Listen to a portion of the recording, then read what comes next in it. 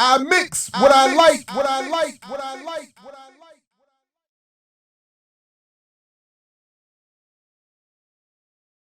What's up, world? Welcome to another edition of I Mix What I Like, imixwhatilike.org, at I Mix What I Like for all your relevant social media. Again, I'm Jared Ball, happy to play host, and about to have a very important and timely conversation, one long overdue, focused again, continuing our look at Black August. We started early again this year, and we want to continue that. And really everything we do is Black August oriented in some way or another anyway.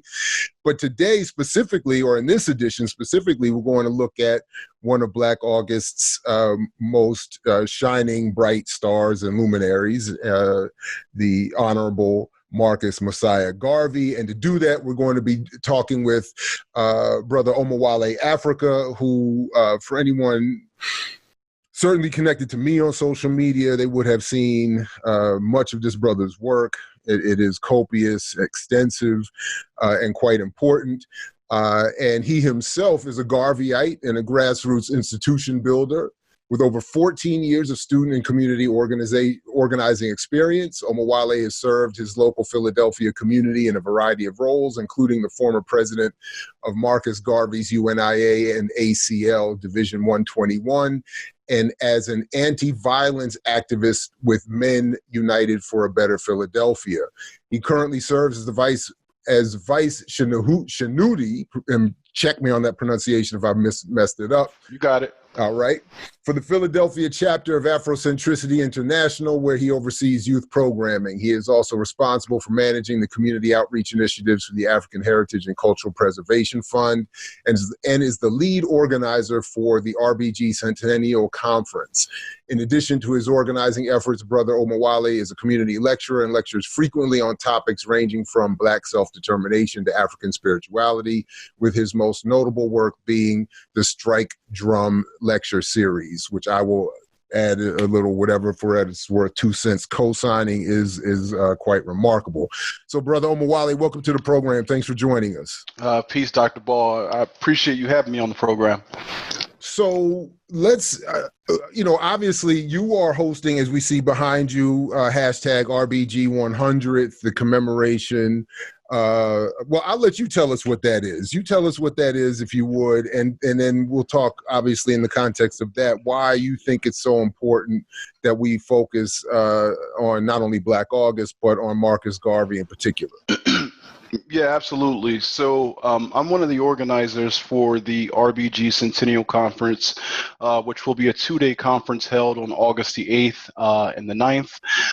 We have some activities that actually will kick off on the 7th of August, which we're referring to as the prelude to the whirlwind. And when you kind of like tie that into Black August, the 7th in and of itself is just a remarkable day and time. We know that it is the day that Jonathan Jackson stormed the courthouse to liberate the Soledad brothers. The 8th of August, we know that ties in to the Move 9 and the exchange that they had with the militarized police in Philadelphia. And on the 9th of August, we know that ties into the anniversary of our dear brother, Mike Brown Jr. In the Ferguson Uprising. So this entire week, this entire month is just a very incredible time for resistance. It's a time for us to engage and revitalize that revolutionary spirit. But the significance overall of this particular conference is that 100 years ago, our ancestors, through the leadership of Marcus Garvey and his organization, the UNIA and ACL, convened the first international convention of Negro peoples of the world. It was convened during the month of August, and they had activities from the 1st throughout the 31st. They had delegates represented from over 22 different countries, numbering about 2,000. And on the 13th of August, they convened a mass meeting at Madison Square Garden that had over 25,000 attendees. At this particular meeting, they ratified the most revolutionary document that was ever signed by African people. And this document was referred to as the Declaration of Rights of Negro Peoples of the World.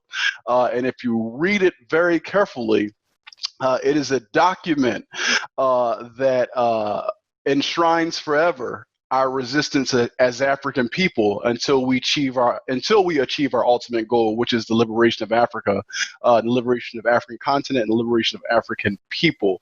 I would call people's attention to Articles 14, 15, and 16 of that document if you truly want to understand its revolutionary nature.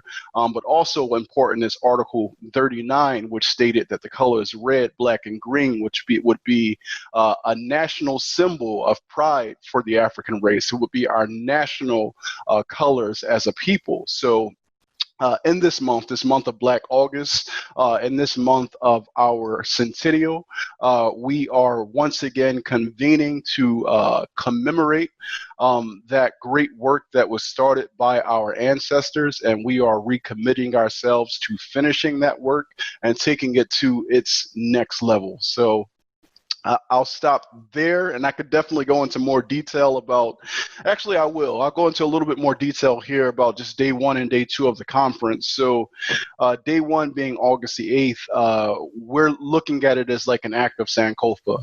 So what we're doing is we're re-examining the past 100 years, and through that examination, we're looking to take away the lessons that were learned from those key political movements that gave us cultural and political form as a people, right? So we're looking at the movement to build independent Black institutions. We're looking at the reparations movement. We're looking at the movement to free our political prisoners. And of course, we're looking at the Garvey movement. Now, with it being Black August, we wanted to make sure that we were centering our political prisoners in everything that we were doing. So the prelude to the Whirlwind house party / concert that we'll have on the 7th of August is a fundraiser, and the funds being raised there will be donated to an organization that is doing the work to liberate our political prisoners. But also on the 8th, we have a panel which is going to be moderated by Sister Nkechi Taifa out of DC, and that panel will have, Baba Daruba bin Wahad, former member of the Black Panther Party and Black Liberation Army, and is often on imixwhatilike.org. It would also have Baba Sekou Odenga, a former member of the Black Liberation Party and Black Panther Party. And one of the brothers who liberated Assata Shakur. And last but not least, it'll have Mama Janina Afrika, member of the Move 9, who was recently released after serving 41 years as a political prisoner. So they will be stressing the need and the importance of the work around liberating our political prisoners, right? We can't have a talk about reparations while our enemy is still holding our people captive, right? The U.S. is not going to talk to Iran while Iran has U.S. prisoners, in its cells. So we as a people should do the same. And then day two of the conference, I'd be remiss if I didn't state that on day one, Dr. Jared Ball will play a central role in discussing his latest work, The Myth and Propaganda. No, after you listed that first group, you were exactly right to forget or leave me off that whatever I'm doing is irrelevant in relation to that. So you're just fine to keep on going. Okay. No, because that panel is doing that initial group right there is that's going to be amazing. While I've interrupted you though, real quick, remind everybody and myself included where all can go to sign up or view this or to participate. If you said it, forgive me, but just restate it now before you explain the rest of day two. Absolutely. The website for the conference is www.rbgcentennial.com. That's Centennial spelled CENTENNIAL.com. RBG. A lot of people confuse it and put RGB. I don't know why, but it's RBG Centennial.com. And also on social, you can find us at RBG 100th. So just like the number behind me, RBG 100th. You can find us on Facebook, Twitter, and Instagram to get more information about the conference.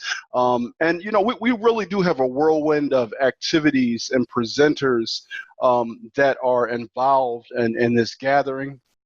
We were somewhat overwhelmed by the number of people that answered the call when we put out the call back in late June for the convening of the conference. One of the things that we have happening on day one is we have an induction ceremony where we are inducting members of our race into the Sublime Order of the Nile.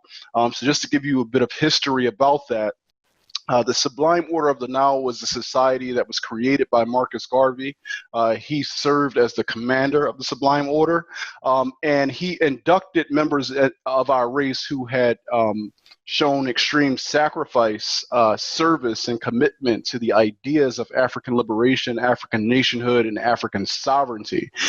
So what we want to do as a part of this 100-year anniversary is recognize those folks in our community who don't often get their recognition, right? But, you know, they've been putting in work. They've lived a life of service, and we want to honor them because, you know, folks like John Lewis have been getting honored, you know, since the Edmund Pettus Bridge, whatever it's called. He's been getting his flowers. But those of us who have sacrificed, have given up comfort, have given up careers to maintain these politics, we don't get or those elders don't get their honors, right? And they don't get the platforms, they don't get the honorariums, they get filed away somewhere in the do not disturb, do not touch, do not bother.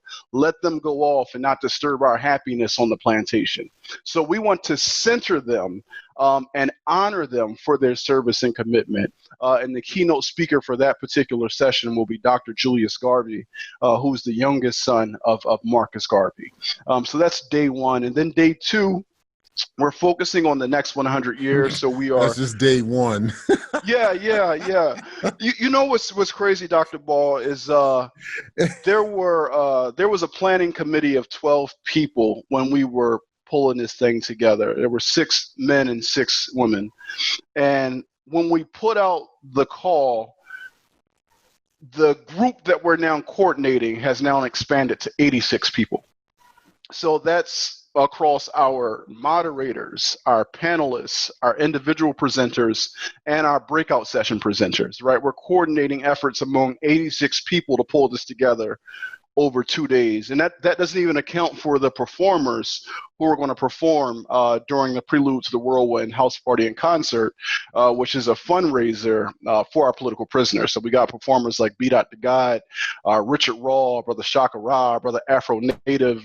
So it's going to be a lot of energy around this weekend. We built the first 7 days of August, the first 7 days of Black August, as the week of return, where we're engaging in activities all week in preparation to build up to the conference this weekend. So yesterday we had a town hall discussion on Twitter that yourself, Brother Kalanji, Sister Aya, Sister Jam, all participated in, and there was a significant turnout and participation on Twitter for that town hall discussion around Garvey, what Garveyism means for this moment that we find ourselves in with, global economic depression and an election coming up and COVID-19. Like, what does this all mean? Because our ancestors 100 years ago were in a similar circumstance with depression and with a significant pandemic that they were faced with, and with our people being lynched in the streets and us coming off the heels of a war and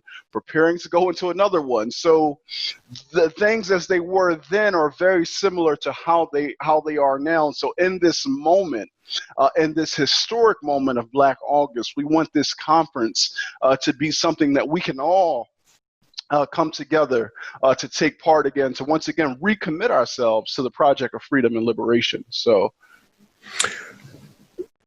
it's years ago.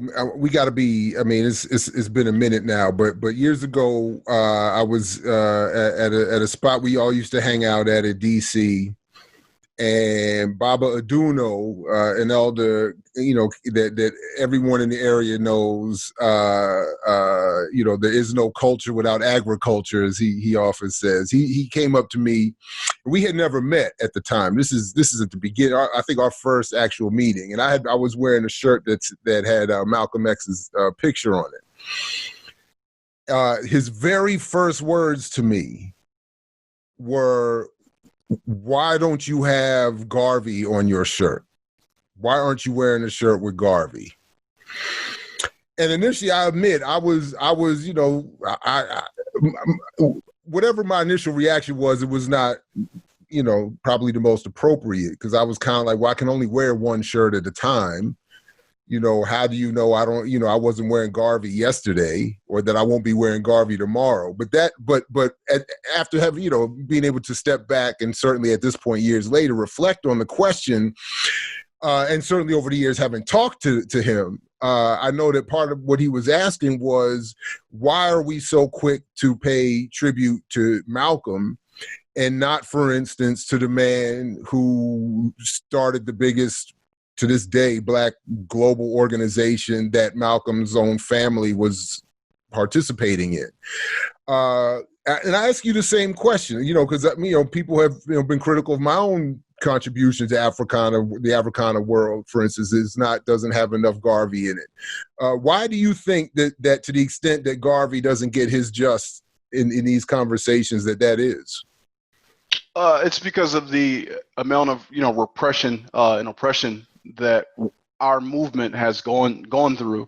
You have to remember that the state responds to us militarily, you know, in order to put down rebellion, or put down movement, right? So as a part of that military attack, they have to destroy our institutions. And when they destroy our institutions that house our movement, they destroy that institutional memory. So from generation to generation, the young people who are coming into the movement are oftentimes coming into it within a silo, because they don't have that attachment to their story, right, or to their narrative. Now, those who become about that work of becoming politically educated and really taking that deep dive, then over time you can reconstruct that timeline and then pay proper respect to the folks within that timeline and put them in their proper order, right? We know that, you know, Malcolm, like Carlos Cooks, you know, another person who gets lost in history, but these are the ideological sons of of the Honorable Marcus Messiah Garvey. But another reason why Garvey often gets tossed to the side is he had the most comprehensive plan for our liberation. And I think that because of what he was looking to achieve, he often gets written off as something that is either utopian or impractical or romantic, because he dared dream of a world where African people could live free. And also another thing, and I think that you and I have had these, you know, exchanges before, when we talk about, like, you know, the arise, like, of like the Black left at the time of like Garveyism. The two groups were pursuing two different objectives, right? When you talk about how colonialism or white supremacy is built on conquest, Garvey was pursuing an objective of, how do we recapture the land and erect the state by which we could allocate the resources of the land based upon our own values. Whereas though a lot of our brothers and sisters on the left were pursuing an objective of, how do we capture the state and allocate the resources of the land in a more fairer manner, right? So they never sought to deal with that first part, which is what Garvey refers to as subjugation and exploitation. So they would end the exploitation, but keep the subjugation, because the state is erected based upon our domination. As long as this state exists, it doesn't matter how fair the resources of it are allocated. And this is essentially what Du Bois was arguing when he wrote, you know, in The African Roots of War. He wrote that, you know, essentially European labor was saying to the European capitalists, like, hey, this stream of wealth that's coming from Africa, it should be distributed in a more democratic manner. So we want more a larger share of the profits that, you know, the market class is getting from Africa, right? So that's, you know, without going too far down that stream. Essentially, that's what many of our brothers and sisters on the left were arguing for. It was a more democratic sharing of the resources, right? But Garvey was saying, like, I want the land back, and I'm willing to die and fight and kill to get it. And I think that when I don't know if I agree with that characterization of the left, though. Because the left, it might be an oversimplification. It might be an oversimplification. Only because of the left that I aspire to was saying. See, this is where. So I'll say this: once upon a time, I wasn't capable of doing it, but for whatever reasons. But once upon a time, when I took up the argument in defense of internal colonialism theory or as an approach, to me, the fantasy was it perfectly reconciled all of the ongoing beefs between the so-called cultural and material nationalists, so to speak. That it dealt with all the cultural and spiritual pieces of that come with colonization and Africanization, for lack of a better term right now. And it also dealt with the material apparatus, as you talk about, of the state and the function and all of that.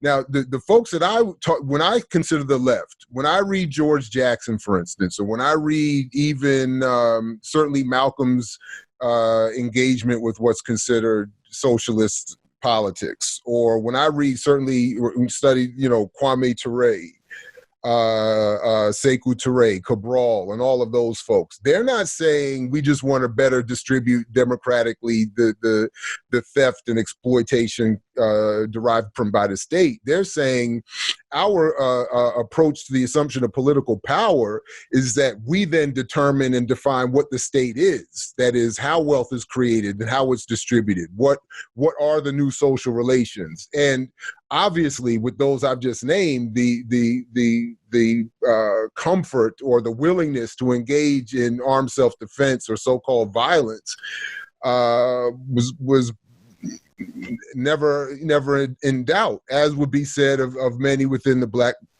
Panther Party or Black Liberation Army. So I don't want to similar to you saying, I don't want to go down all of these rabbit holes, so to speak. I also just wanted to throw up some kind of defense for at least how some of us approach this thing called the left. That's a very fair response. And I think that it's fair because I don't want to simplify, and I don't want to completely tie in the Black left or our Black brothers and sisters on the left with what's happening on the white left, because oftentimes there's some significant difference and understanding there, and Baba Daruba bin Wahad spoke to that on y'all last interview. And I mean, is willing. There is some significant difference there that we have to account for, and I want to be fair. So yeah. But just to throw it back to you, because I do think if in the context of being fair, my initial question, and I think Baba Aduno's point to me, I don't know, a couple decades ago, I don't know how long it's been at this point, is that Garvey is not done fairly.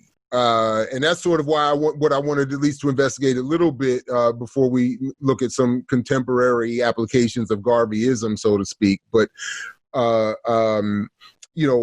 just if you want to, come back to that a little bit, like, for instance, he is often stereotyped among those that I would think do the reverse of what you're talking about in terms of the left's oversimplified description. He's dismissed as mimicking, Black capitalism, with the famous comment about we want our Black Rockefellers and our Black whatever Rothschilds, whatever he was saying. Or he is lowered in stature, I think, because a lot of people are uncomfortable with a race-first analysis. And I think even today, as people pick up, a Black Lives Matter which is at least nominally, so to speak, a race-first approach, Garveyism isn't seen as one of the avenues which is encouraged for people to go down and explore. So anyway, because I think it makes people uncomfortable. I think it makes even many within the Black community, certainly the Black, intellectual pundit class elite or whatever you want to call it. I think is made uncomfortable by it. But anyway, I wanted to get more from you on what you think that is all about. Yeah, it's two things that are occurring there with Garvey. It's an element of war. It's an element of strategy, and that when you look at history, there are two people that I can point to, and I'm speaking specifically within our particular tradition, looking at the struggle here in America, that get done in a certain way by their contemporaries and then all those who follow. And those two people are Marcus Garvey and Booker T. Washington. Mm-hmm. And if I color that out for you, I'll start with Washington. What happens with Washington is Washington, in attempting to engage in diplomacy and strategy, is focused on how do we uplift the masses of Black people. But there's a class of Black people who feel as though we are right there at the door of whiteness, and all we need to do is knock down the barriers that are preventing us from accessing all that whiteness has to give. But this Booker T. Washington fellow is in the way because he's so committed to uplifting the entire mass. And that class of people set about the project of demonizing Washington and referring to him as a sellout and many other things. And none of them were perfect, and they were all projects of their time. But his interests was in conflict with their interests. And as a result, you get that clash, that demonization, and they get tossed away. This is someone we don't even need to deal with. The same thing happens with Garvey. Garvey is leading an international movement that has captivated the hearts and minds of the Black masses. But at the same time, there is another international movement that's afoot that needs those same working masses. So as a result, there's somewhat of a conflict there. So in order to, play this political game to capture the hearts and minds, you have to use propaganda against an individual so that you can win their audience. So people are encouraged not to even examine Garvey, to write Garvey off as some Black capitalist back to Africa dude who talked a bunch of nonsense. And because of that, that's the furthest our exchange goes with Garvey, instead of seeing him in his totality, which makes him a bit more complicated.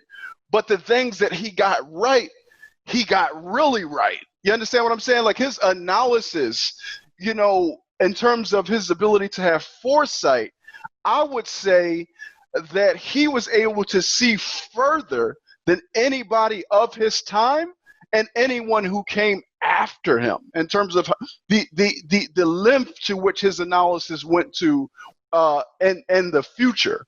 And he saw that African people across the globe, meaning Black people across the globe, our conditions would always be interlinked with the conditions of the African continent. So his argument was that if the continent remains subjugated and colonized, we'll never be able to rise above those conditions anywhere we are, no matter how hard we try. So he was letting us know that we have to prepare ourselves for conflict, because eventually you won't be able to survive as our enemies are plotting ways to how do we get rid of you and just starve you out economically and pay off a class of you to exercise the role of essentially misleaders and sellouts that are loyal to the interests of the foreigners and the invaders. That same group of people was against Garvey. They're still against Garvey to this day. And a lot of those folks are the folks that are pushing us on the plantation saying, hey, go vote for Joe Biden. Like they're trying to maintain their comfort in this system. So to answer your original question, why does Garvey get done dirty the way he does in history? It's because of those conflict of interests. Garvey has an interest that is in conflict with those who are more so looking to reform the plantation and to attain some level of comfort on the plantation. And for somebody who wants freedom, that makes somebody who wants to be comfortable on the plantation a bit more uncomfortable. So they like, get this Garvey race first nonsense away from me. So, well, let's turn a little bit because, unfortunately, there are some limits to time here. So I don't want to, I want to talk, there's a lot there. And so first I want to say to whoever's watching this that clearly this isn't the place to go for the standard overview of Garvey's history. So we would encourage you to follow Brother Omowale's work. We have some good content on Garvey's history at imixwhatilike.org as well. And I'm sure we can work some of that in as you respond and we continue this conversation. But I just wanted to point that out, that there's a lot of the general history that we're not getting into. But there are at least 2 points I want to pick up, I want to use as a segue to talk about what's happening now. One, we alluded to it already, that it is Garvey who was, if not the singular, one of the primary initial targets of Hoover's efforts before he develops what becomes famously known as, or not famously enough known as, the counterintelligence program. Even before there was an FBI, whatever his initial office was, he was already targeting Garvey for whatever, and ultimately removal. Then there is the paradox, of course, of all the, you talked about Booker T, but there's also the popular juxtaposition between Du Bois and Garvey. And of course, Garvey ends up deported to England, and Du Bois self-deports to Ghana, which is always, one of those kind of, comical, funny, paradoxical pieces we point to in the histories. Those two had their ongoing battles back and forth. With that focus, so Du Bois said famously, "I'm out. I'm giving up citizenship. I'm not voting. You can have it. I'm going to Ghana. I'm doing Africa. We need to unite Africa." And I haven't read everything, but I don't recall him ever saying, by the way, Garvey probably had a point. And, I'm going to go do maybe what, he would have liked to have a chance to do. There's that, strand, I think, pulling on some of us, as we are asked, as you just pointed out, to focus on almost all of our liberatory efforts on voting for Biden. And then there is the state's expulsion, both, historically, ideologically, mentally, but literally, physically out of the country, out of the hemisphere even. At a time, and so I bring that strand up at a time where people are in the streets revisiting all of these historical moments as they reflect on this one. They're talking about symbolism. They're talking about flags. They're talking about Black Lives Matter. They're talking about all of, and of course, what to do in response, how to organize. So I throw all that out, these two strands, the moment now to ask sort of, where does Garveyism or Garvey's logic point us to today? And what maybe is missing in some of, again, that nominal race first approach that seems to get so much attention these days, that is not supplemented by what, Garvey's platform was. Yeah, so what I would say is this, because you raise a very interesting point when you bring up Du Bois, who I don't know if you can hear the noise outside of my window. We all got it, man. We're all making work, man. We appreciate your microphone, and I think we're good. But all right, cool. So when you bring up Du Bois, what's very, very interesting is in 1907, you see Du Bois writing to the Consul General of Germany requesting access to the German colonies so that the African people here in America could repatriate and go back to Africa. He's writing this after 1906 with the riot in Atlanta, where Du Bois saw things that he had never saw before. He saw white people behaving in a manner that he never knew that they could act. And in many ways, this was Du Bois' kind of like eye-opening moment, whereas though, Booker was born in slavery, Du Bois was born free in Barrington, New England, and growing up around this liberal white and so-called good white people. Him coming south, he wrote a poem called The Litany of Atlanta, where he's asking who raised these devils, and these are his words after seeing what he saw in Atlanta. So fast forward to 1907, Du Bois is writing to the Consul General of Germany requesting access to the lands that the German colonies on the African continent so he could repatriate. World War I happens. Du Bois says, close ranks. Let's show our loyalty and hope that we'll get a prize in return. After the war ends, they form the Society of Loyal Negroes, and their request to the United States government is, now that you've taken Germany's possessions, you should give us those lands. This is Du Bois in 1917, again asking for the lands in Germany.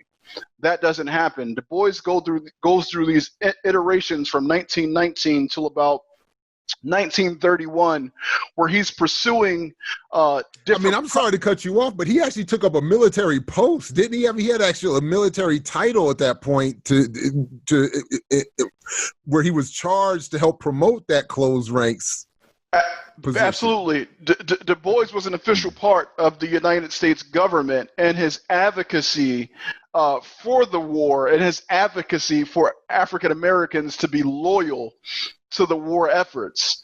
Now, he did this thinking that this loyalty that he was showing to the nation would be rewarded. And we know what the reward was. Soldiers came back and were lynched in their uniforms because they came back and said, hey, I want the same franchise and democracy that I just went to defend in Europe. So I want that here for myself in America. Long story short, you fast forward to, because there's so many episodes in history, but you fast forward to the Great Depression, where Du Bois hits a complete about face, and his contemporaries are now referring to him as a whack job and a latter-day Booker T. Washington, because now he's advocating for economic self-defense and separation as a means to protect black people from starvation.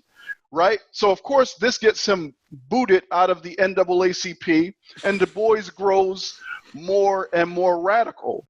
He writes in his autobiography of Dusk of Dawn, he has a chapter on revolution where he never says that Garvey was right, but this is where he comes closest to admitting it, where he examines his early ideas for what he thought Pan-Africanism would be. And he says, in my early ideas, I had nothing revolutionary in my plans. And he compares that to what Garvey was looking for, which was true self-determination and sovereignty for African people. And Du Bois argues that Garvey's mistake was that he put fear into the hearts of the colonizers, and also Garvey didn't have the military to back up to do the things that he was trying to say. So you mentioned I'm all over the place because there's so much you said that I want to. Well, because I was all over the place in setting up the question, so it's okay. You mentioned with what's this guy's name, Hoover, integrating the FBI so that they could repress the UNIA and Marcus Garvey. Well, who tipped off Hoover? November 11th, 1919. Hoover gets a communication from Britain that says, hey, you have an agitator in your midst that is spreading a dangerous doctrine that may be dangerous for our colonies, right? So he gets tipped off again. This is, the intelligence, right? They share intelligence among themselves because they all have the same agenda.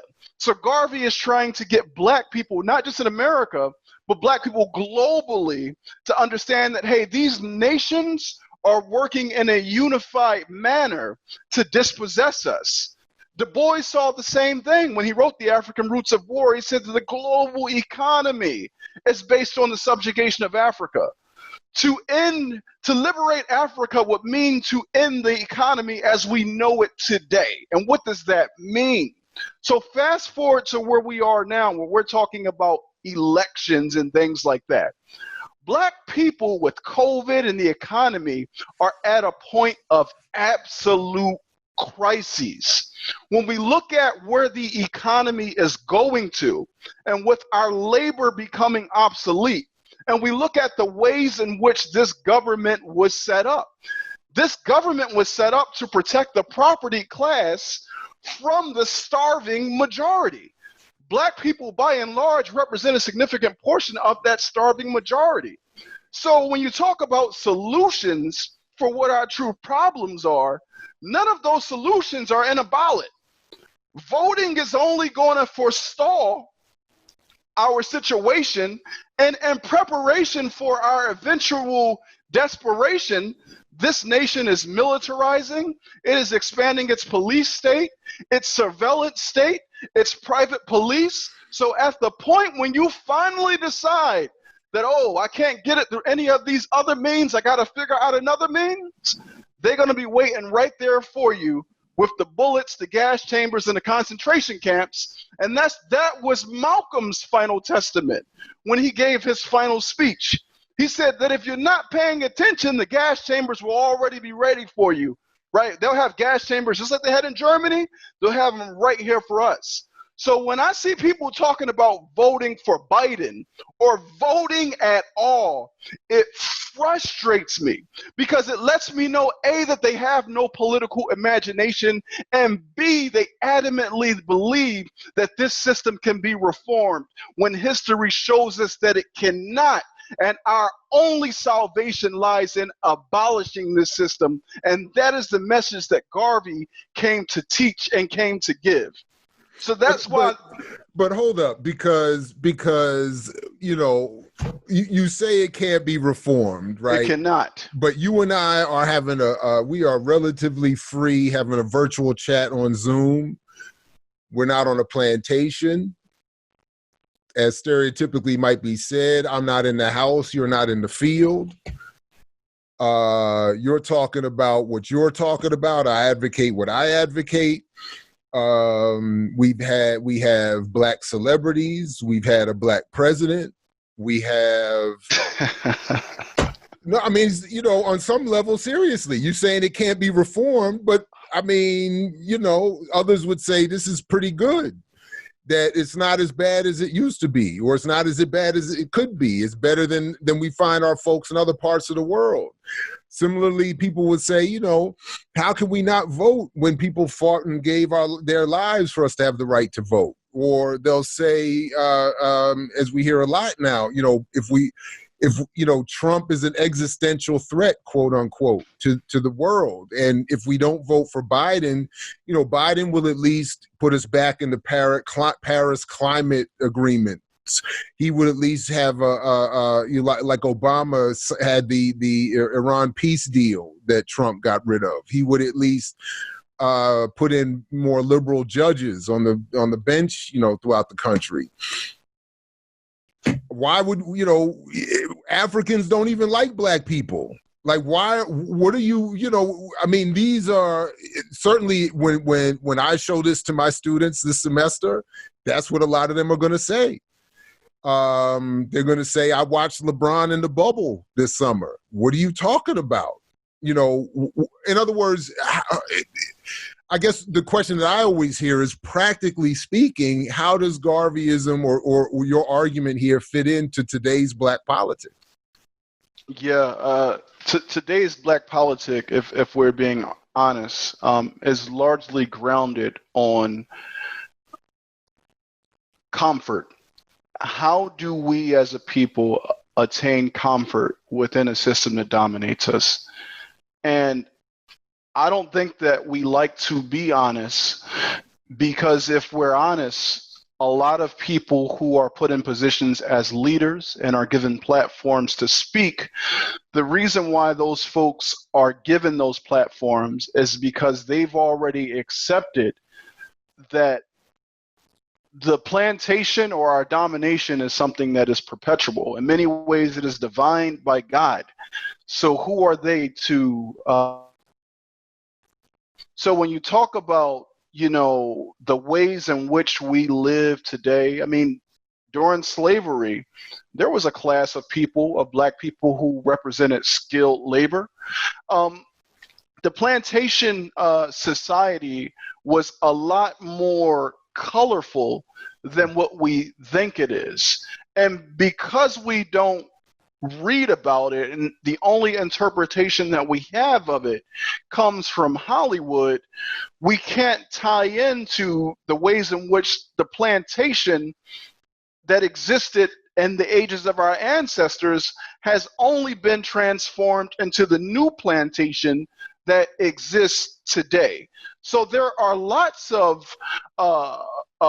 parallels that you can draw from, and if you properly understand colonization or slave economies, which is a global economy, it's a global trade of goods, one of those goods being people. So the economy has always been globalized, but if you properly understand it, then you'll understand that the entire world is a plantation. And many of us here in America just have a comfortable space in the house, so to speak. Whereas though the global South, we can look at that as the modern day field, so to speak. You understand what I'm saying? So a lot of us who are in the house, it's like, yeah, I have all these nice, comforts, but you got police killing you. You got surveillance. We're being surveilled right now while we're speaking.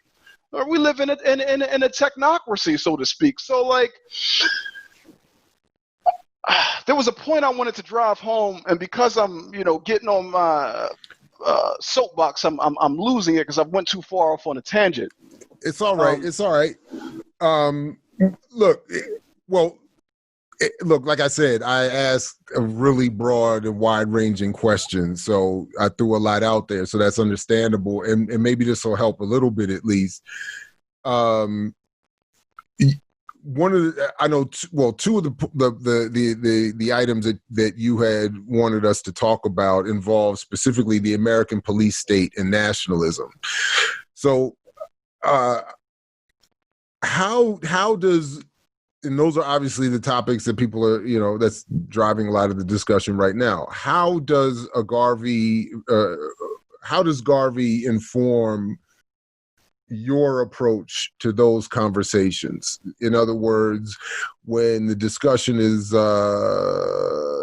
defund the police or or demilitarize the police, or again, actually, I in context of your presentation on the nonprofit, takeover is my phrase or word of the popular struggle, Black Lives Matter included. Where does what I asked about the Garvey's approach to the American police state? What does he say, or how does Garveyism inform that? But there's also this question of how does Garvey help you respond to the nationalism that, how am I trying to phrase this? Because there's something I'm trying to do here with Black Lives Matter, at least nominally creating a nationalism that is being, as you've already pointed out in your work, publicly impeded by a nonprofit imposition, a colonial imposition. So where does Garvey, or how would Garvey's philosophy help in protecting against that, preparing for that, or galvanizing, the nation beyond a popular hashtag or phrase?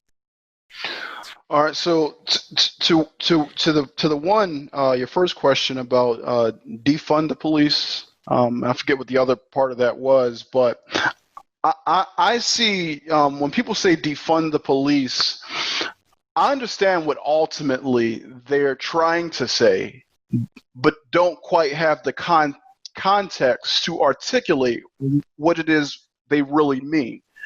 And what they mean is in the occupation of Black communities, because Black communities globally, both domestically here in the US and internationally all over the world, are occupied by a police force. Now, what that force looks like and the uniforms that they wear is going to differ based upon its geographic location. So in New York, that police force or that military force might have on blue pants and blue shirts and a badge. It's still a military force that's occupying our communities. In Haiti, it might look like a force that is trained here in Texas for how to subjugate and maintain control over the people of Haiti. It's still a police force or a military force. Same thing, you look at Zimbabwe right now, right? You have AFRICOM all over the over African continent with the United States training local police or military forces with the tactics to subjugate their local populations so that they can protect the interests of the property class who lives in places like the US, Paris, London, right? We're talking about global white supremacy here, how it's maintained through conquest and how it relies on a participatory class within the subjugated peoples to take the interests of the master over the interests of the slave. It needs that in order for it to exist. So when people talk about defund the police, what they really mean is end the occupation, but the only way to arrive at ending the occupation is to have that lens to understand what policing really represents, but also our condition. You talked about that concept of an internal colony, what our condition really represents, right? So as a colony, I don't think that a vote is going to, do something for me. I don't think that I have representation in the master's government. There might be a black face there that he's given to give me a concession, but that black face doesn't represent me because that government is not for me. So why am I voting? I don't even care about that. But okay, if you want to maintain the delusion, I'll allow you to maintain the delusion. But to the second part of your question, I'll answer it like this.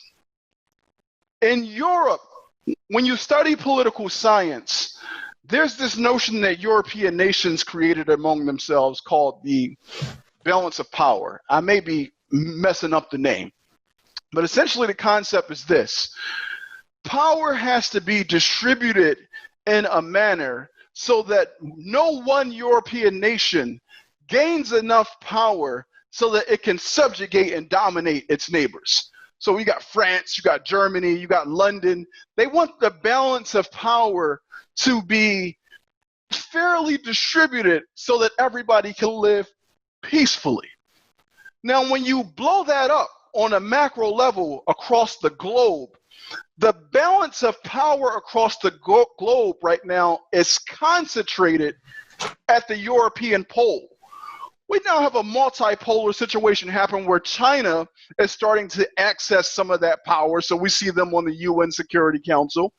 But African people or black people have been maldistributed in terms of power and control. Our resources and land are controlled by others and managed by people who have our face.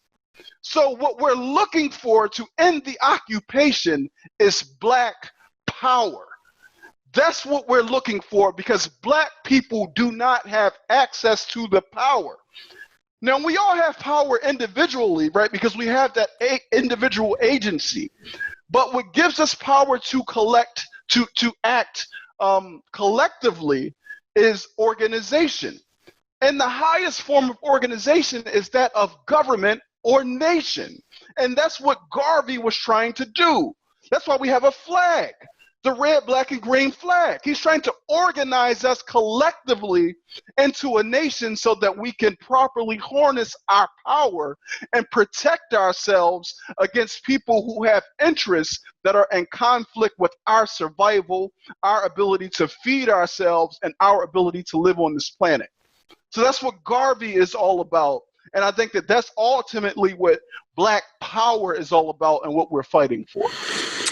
All right, so as we unfortunately have to turn to wrap up here, why don't you leave us with another promotion for the what's going on this week and the culminating event, and how people can stay in touch to learn more about how you are, the work you're doing, and how you are arguing for the application of Garvey's philosophy. Because there's a lot, obviously, that we're not getting to. There's so much more that could be discussed. But I want to make sure we at least cover the coming conference work and this week's work, and make sure people can, stay in touch and learn more from the work you and your crew are doing. Absolutely.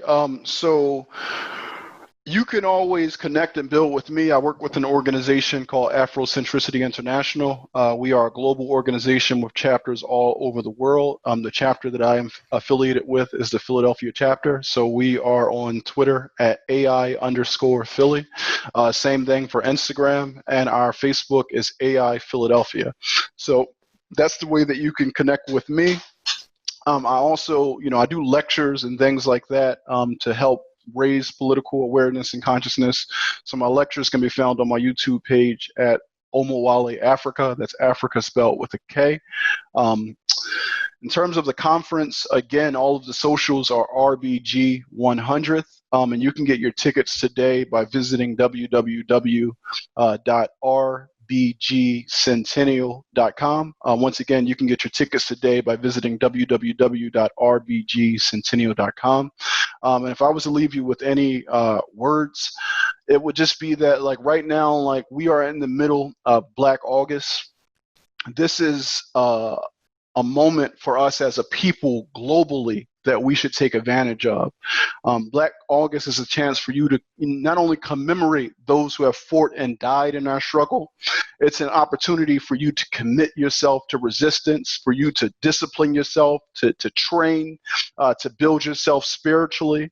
Historically, this month has represented so much. Not only has it been the month of our convention for the UNIA and ACL, it's the birth month of Marcus Garvey. It's when Nat Turner, led his revolution. It's the month of the Haitian Revolution. George Jackson was murdered August 21st, Jonathan Jackson, the 7th of August.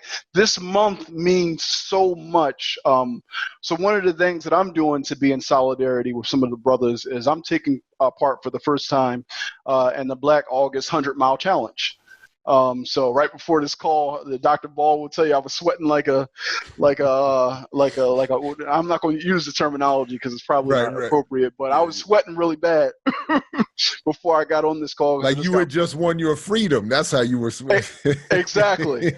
So I'm taking part in the Black August 100-mile challenge, where you can either run, walk, bike, stationary bike, whatever you need to do, just complete 100 miles during the month of August. So I just encourage folks to get involved and definitely come out and fellowship with us this weekend at the RBG Centennial Conference. And last but not least, Dr. Ball, thank you so much. I respect your work. I always say when it comes to the Black left, you are one of my favorite, people that I've been listening to for a very long time, brother. So I appreciate your work, and I appreciate you having me on the platform. Well, likewise, man. I appreciate your kind words. And as we always wrap up here, as I'm clear that you are clear, like Fred Hampton used to say to you, we say peace if you're willing to fight for it. And as Brother Garvey would have said, we'll catch you in that whirlwind. We'll see you in that whirlwind. So peace, everybody. Thanks again. I mix what I like, what I like, what I like, what I like.